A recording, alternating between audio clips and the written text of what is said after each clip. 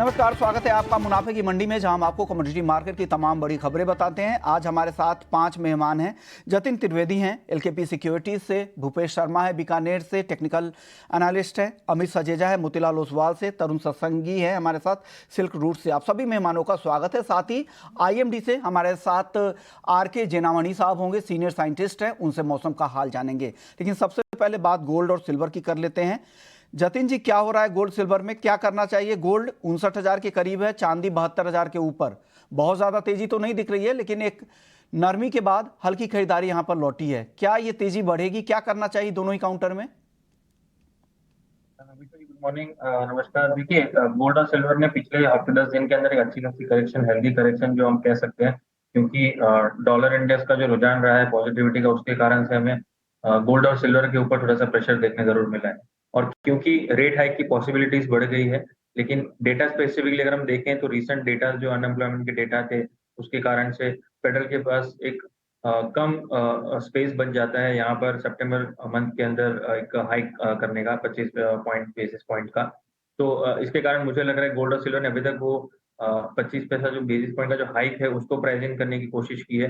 हालांकि जो अगर ये प्राइस हाइक नहीं होता है, इंटरेस्ट रेट हाइक नहीं होता है, तो यहाँ से आपको गोल्ड और सिल्वर इंडेक्स स्टेलर रैली जो है वो देखने मिल सकती है। लेकिन ये एक प्रोबेबिलिटी रहेगी। लेकिन जो एक फर्म जो एक मूव जो दिख रहा है वो यहाँ से दिख रहा है कि अगले 3 से 4 दिनों के अंदर, बाय दैट आई मीन कि नेक्स्ट वीक फ्राइडे तक मुझे लग रहा है कि यहाँ से प्राइसेस जो है एक आपको क्विक बाउंस देने चाहिए। सिल्वर में मुझे कन्विक्शन थोड़ा ज़्यादा लग रहा है, क्योंकि प्राइसेस काफ़ी हद तक बहुत ज़्यादा ओवरसोल्ड है बेस मेटल की बिकवाली के पीछे और गोल्ड की मोमेंटम ना चलने के कारण। लेकिन सिल्वर के अंदर मुझे लग रहा है शॉर्ट कवरिंग रैली जो है आपको डेफिनेटली देखने मिलना चाहिए। 72,100 के आसपास ले सकते हैं, 71,700 का स्टॉप लॉस रहेगा और श्योर। 72,750 से लेके 73,000 का जो है टारगेट रख के चलना है। गोल्ड और सिल्वर दोनों के अंदर थोड़ा सा शॉर्ट कवरिंग रैली जो है यहाँ से देखने मिलना चाहिए in the next 1 week.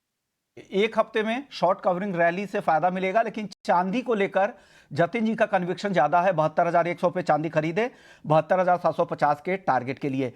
Amit ji, आपकी कॉल क्या है? गोल्ड और सिल्वर में आप सहमत है? आपको भी लग रहा है खरीदना चाहिए? क्या टारगेट, क्या स्टॉप लॉस दोनों ही काउंटर में? जी।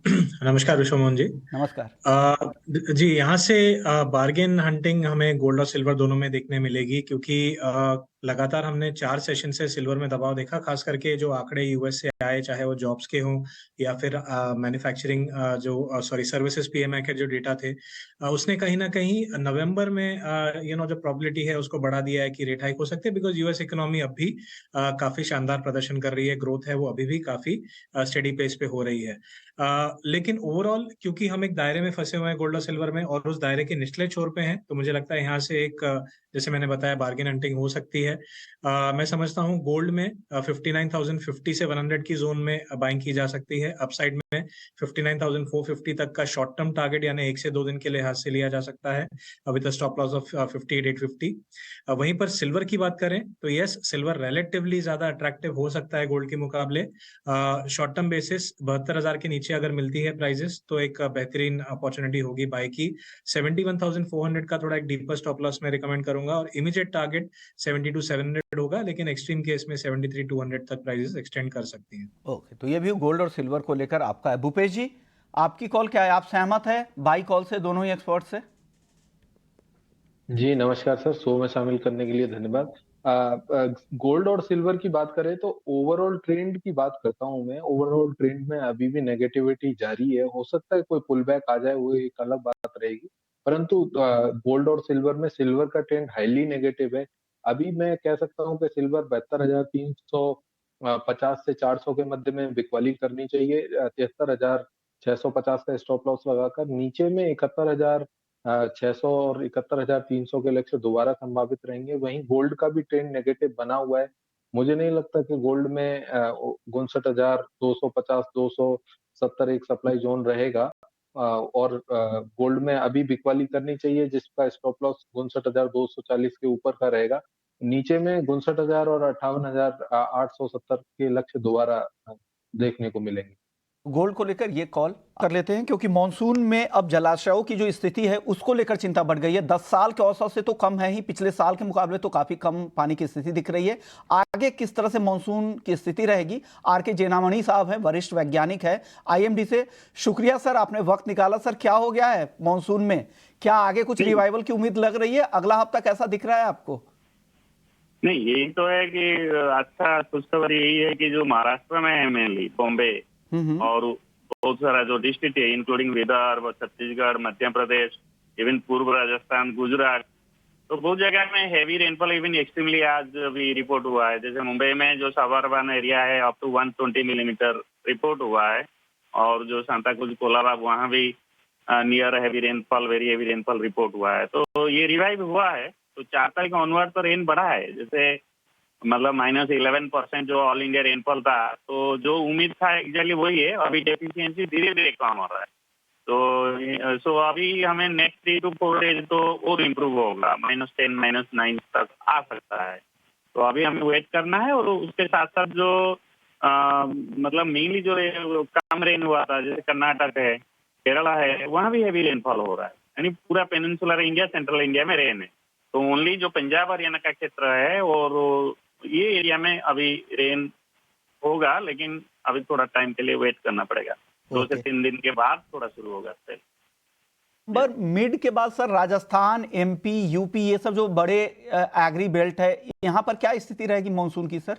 नहीं, अभी तो सर ये जो सिस्टम है हमारा, जो दक्षिण पूर्व मध्य प्रदेश पर एक हमारा मेन सिस्टम है, साइक्लोनिक सर्कुलेशन है, और मानसून ट्रफ भी काफी एक्टिव है, south of the normal position है, और धीरे धीरे सिस्टम अभी फेवरेबल है। तो ये जो पार्ट जो केंद्रीय भारत है या पश्चिम भारत है, इसमें रेंज पे लाएगा। ऐसे कोई अभी कोई भी इंडिकेशन नहीं है कि मानसून और वीक फेज में जाएगा नेक्स्ट एटलीस्ट 5 to 7 डेज, क्योंकि और एक सिस्टम 13 तारीख को 12 तारीख को बनता है बंगाल का खाड़ी में, वो भी एक केंद्रीय भारत को आएगा और गुजरात साइड में जाएगा।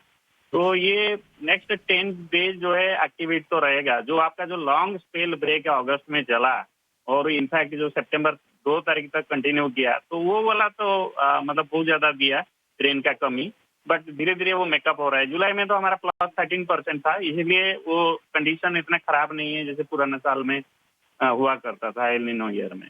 या शुक्रिया जेनामणि सर, आपने वक्त दिखा हमें और बताया कि मानसून की क्या स्थिति है। लेकिन उम्मीद है कि अगस्त की पूरी भरपाई तो नहीं हो जाएगी, लेकिन काफी रिवाइवल की उम्मीद सितंबर के महीने में होगी। सितंबर वैसा निराश नहीं करने वाला है। शुक्रिया सर।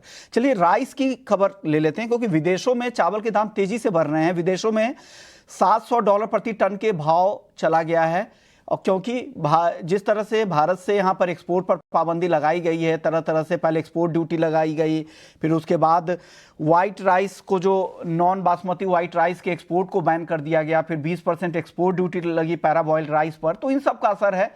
क्या लग रहा है तरुण जी, राइस के दाम क्या आगे बढ़ेंगे विदेशी बाजारों में भी, या घरेलू बाजार में क्या होगा? छोटा जवाब दीजिएगा sir. Hi Vishmohan ji, thanks for having me on your show. See, certainly India one of the largest producers तो में आता ही है, simultaneously export market में काफी बड़ा contribution है। लास्ट ईयर हमारे यहाँ राइस का प्रोडक्शन कम हुआ, उसका सीधा सीधा हमने देखा पार्शियल बैन लगाया, और इस ईयर भी लगता है कि राइस का प्रोडक्शन कम होगा, जिसकी वजह से सरकार ने पहले से ही स्टेप लेने चालू कर दिए हैं। तो आई थिंक जो रैली है दो स्टेगनेंट हो गई है लास्ट 1 वीक से 10 डेज से, बट मुझे ऐसा लगता है आएगा, शॉर्टफॉल लिमिटेड आएगा, एंड अगेन राइस के प्राइसेस फॉर्म रहेंगे in the coming crop year. Sir मसालों की बात कर रहे थे तरुण जी, आप एग्री एक्सटेंसिव कवर करते हैं। जीरा फिर से नया रिकॉर्ड बना दिया। जीरा जो सितंबर का वायदा 63,865 और 65,000 के ऊपर अक्टूबर का जीरे का वायदा चला गया। क्यों ये जीरे में तेजी है? छोटा जवाब sir.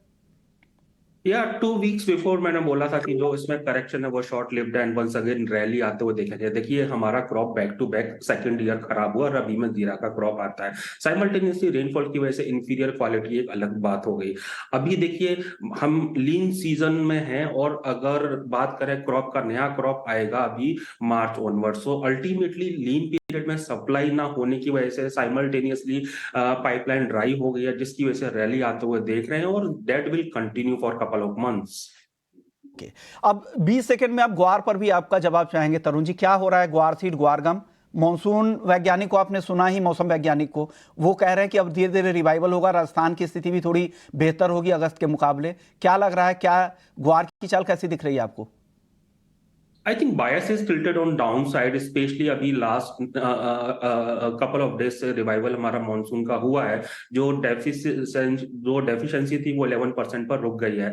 Next 5 to 10 days positive लगते हैं, but still September is going to be negative, और अगर ऐसा होता है तो certainly there would be stress on the crop.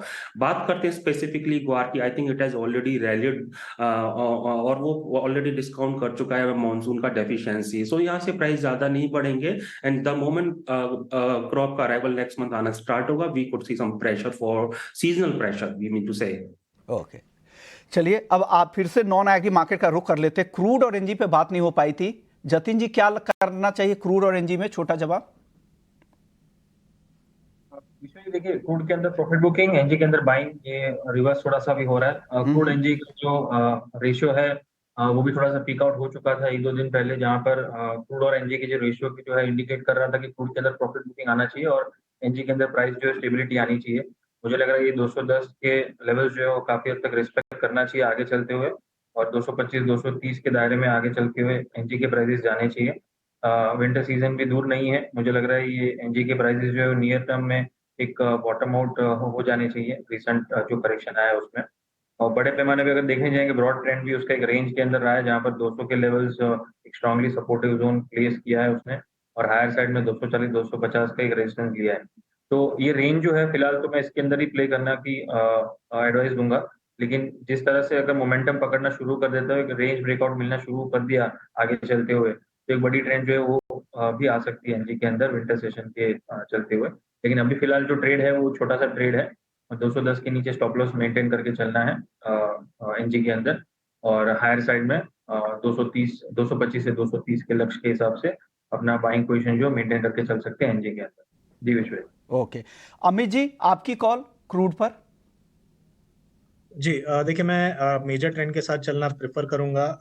हालांकि इंट्राडे में हो सकता है हमें इनिशियली सेल ऑफ देखने मिले 7120 से 30 के रीजन में, लेकिन इस डिप पर मैं बाइंग की सलाह देना चाहूंगा 7130 से 40 के बीच फ्यूचर्स में। 7050 का थोड़ा डीपर स्टॉप होगा, लेकिन टारगेट भी 7290 का लेके चला सकता है। इसी ट्रेड को ऑप्शन के थ्रू प्ले करना हो तो 110 के आसपास 7200 का कॉल लिया जा सकता है 160 के लक्ष्य के लिए, और डाउनसाइड में 80 रुपए का स्टॉप लेके चला जा सकता है। ओके, अब 10-10 सेकंड का तीनों एक्सपर्ट से जवाब चाहूंगा। भूपेश जी, मेटल्स में क्या पसंद है आपको? जी, कॉपर का चार्ट देखते हुए स्ट्रक्चर काफी नेगेटिव है कॉपर का। मेरे को कॉपर में बिकवाली समझ आती है। 728 729 के आसपास कॉपर में बिकवाली करनी चाहिए। 732.30 के ऊपर का स्टॉप लॉस लगाना चाहिए। 724 और 722 के लक्ष्य संभावित है। ओके, अमित जी 10 सेकंड में अपना एक कॉल बताइए मेटल्स में प्लीज। जी देखिए, जिंक में रिलेटिव स्ट्रेंथ दिखाई दे रही है एज कम्पेयर टू कॉपर, तो मैं जिंक में एक्चुअली डिप पे बाइंग प्रेफर करूंगा 219 के आसपास। 222 तक के लिए एक टारगेट लिया जा सकता है, और इस ट्रेड के लिए 217.50 का स्टॉप होगा। ओके, जतिन जी आपकी टॉपिक, छोटा जवाब सर। कॉपर जिंक की तो ऑलरेडी बात हो चुकी है, मैं एल्यूमिनियम और लेड के अंदर दूंगा, बाइंग प्रेफर करूंगा मैं। 199 के स्टॉप लॉस के साथ एल्यूमिनियम बाय किया जा सकता है, और 185 के स्टॉप लॉस के साथ में लेड के अंदर बाइंग की जा सकती है। लीड के अंदर लेड जो मुझे कंडीशन थोड़ा ज्यादा लग रहा है हफ्ते भर के अंदर, मुझे लग रहा है 192 के आसपास के लक्ष्य आपको आनी चाहिए। ओके, शुक्रिया जतिन जी आपका, तरुण जी आपका, भूपेश जी आपका, और अमित जी आपका, आप लोगों ने वक्त निकाला। मुनाफे की मंडी में इतना ही। ब्रेक के बाद जब लौटे